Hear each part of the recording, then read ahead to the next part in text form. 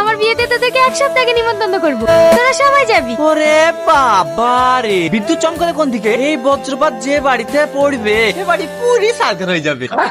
এই তুই আমাকে হিট মেরে কথা বললি কেন? তোকে কেন হিট মেরে কথা বলতে যাবো? বিদ্যুৎ চমকাছিল তাই ভয় ভয় বলেছি। দেখ বেশি উল্টোপাল্টা কথা বলবি না। তোর হিট মারা কথা সবই আমি বুঝি। কি হয়েছে সালমা? স্যার দেখুন না, এই লোফারটা আমার সঙ্গে ঝামেলা করছে। এই আমাকে লোফার বলবি নি, তোর সঙ্গে আমি কোনো লোফারগিরি করিনি। তোমরা চুপ করো তো, তোমাদের দুজনের মধ্যে এত ঝামেলা হয় কেন? তোমরা কলেজে এসে আর সবার মতো ফ্রেন্ড হয়ে থাকতে পারো না? কি বললে? এর মতো ছেলেকে আমি ফ্রেন্ড বানাবো? ইম্পসিবল। আর তুই কি করে ভাবলি তোকে আমি ফ্রেন্ড বানাবো? তোর মতন ফ্রেন্ড না আমার পায়ের নিচে 100টা গড়ে বেড়ায়। এই তুই কি বললি? আরে ও কিচ্ছু বলেনি, ক্লাসে টাইম হয়ে যাচ্ছে, চলো। এই মাপি তুই কাছে কেন? তোর কি হয়েছে? ওই যে টনি না, ও তোর নামে আবল তাবল কথা বলছিল। আমি কথা ধরতে ও আমাকে সবার সামনে অপমান করলো। দিনের দিন দেখছি ওর সাহস বেড়েই যাচ্ছে। কাল আমি বাড়ি যাই, তারপর এসব এমন শিক্ষা দেবো না, আমার বিষয়ে কথা বলে সাহসই পাবে না। দাঁড়ান দাঁড়ান, অনেক লেট হয়ে গেল, কিন্তু মনে হয় আর পাবোই না। নিন আপনার ভাড়া। এই টোটো জীবনতলা মোড় যাবে? হ্যাঁ যাবে, বসুন। দাদা এই ব্যাগটা কার? এই ব্যাগটা এক্ষুনি একটা মেয়ে নেমে গেল, ওরই হতে পারে। আচ্ছা দাদা, মেয়েটা কোন দিকে গিয়েছে? আপনি ওকে পাবেন না, ট্রেন ধরার জন্য তাড়াতাড়ি চলে গেছে। আমাদের তো সব ঠিকঠাক হয়েই আছে, শুধু বিয়ের ডেটটা কাটবো। আপনাদের কোনো আপত্তি নাই তো? না না, আমার কোনো আপত্তি নেই। আমার আপত্তি আছে।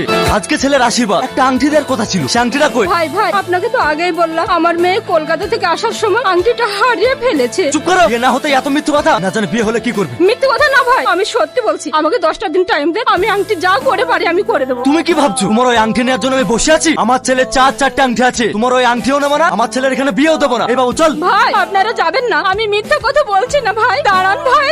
মা তুমি কাদের জন্য কান্না করছো? যারা সামান্য একটা আংটির জন্য বিয়ে ভেঙে চলে যেতে পারে, তাদের বাড়িতে আমি সংসার করবো কি করে? উপরওয়ালা যেটা করে ভালোর জন্যই করে। হ্যালো, কে বলছেন? বলছে আপনার যে আংটিটা হারিয়ে গেছে সেই বিষয়ে কথা বলতাম। ও, আপনি আংটি পেয়েছেন? কে আপনি? আপনার বাড়ি কোথায়? তুমি আমাকে বন্ধু ভাবতে পারো, আমি কলকাতাতে থাকি। কলকাতা? ঠিক আছে, আমি কালকে কলকাতা যাচ্ছি। আপনাকে এই নাম্বারে পাওয়া যাবে তো? হ্যাঁ পাওয়া যাবে। আরে হ্যাঁ, লেনদেন করার কিছু নেই, বললাম তো বন্ধুর মতো। ঠিক আছে, আপনাকে কলকাতা গিয়ে ফোন করবো। এই বুড়ি কি হয়েছে? ওই আংটিটা পাওয়া গেছে। পাওয়া গিয়েছে? হ্যাঁ মা, কলকাতার একটা ছেলে পেয়েছে, আমাকে এক্ষুনি ফোন করেছিল। কালকে আমি কলকাতা চলে যাব।